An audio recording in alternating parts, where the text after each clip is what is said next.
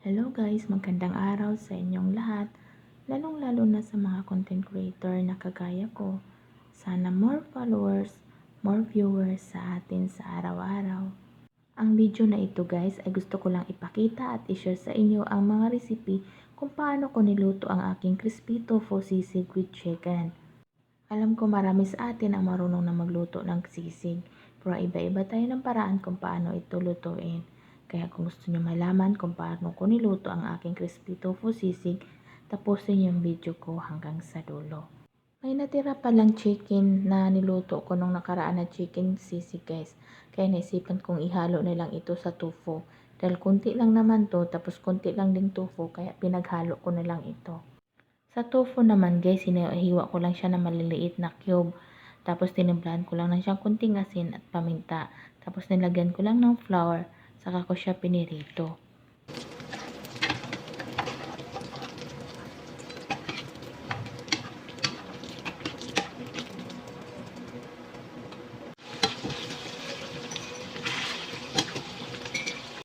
May balat din pala ng baboy nung nakaraan guys, kaya pinirito ko na rin. Ihalo ko na rin sa ating crispy tofu sisig with chicken.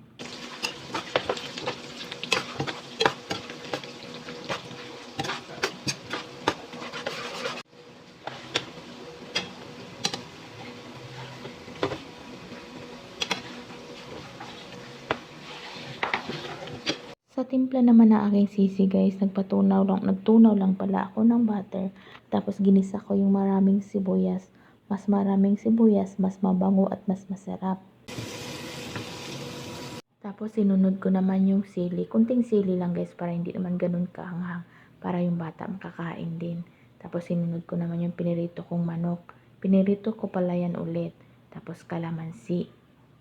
Para medyo manamis-namis ang ating crispy tofu sisig, naglagay ako ng Knorr seasoning.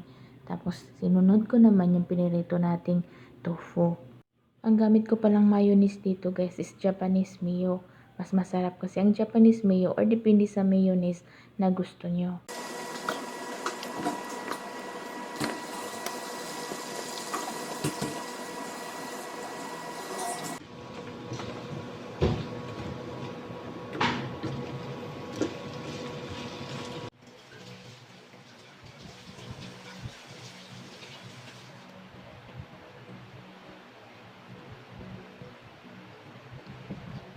At ito na guys, ang ating spicy crispy tofu sisig with spicy crispy chicken.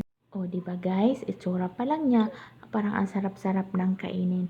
Paano lang kaya pag kinain mo ito? Paniguradong taob ang kaldero nyo nito dahil napakasarap talaga nito guys, promise.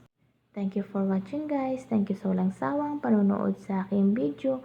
At sana nag-enjoy kayo habang pinapanood yung video ko.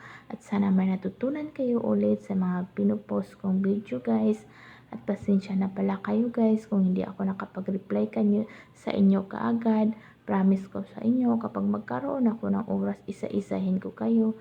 Thank you ulit guys. Bye-bye and God bless sa ating lahat. Bye-bye ulit guys.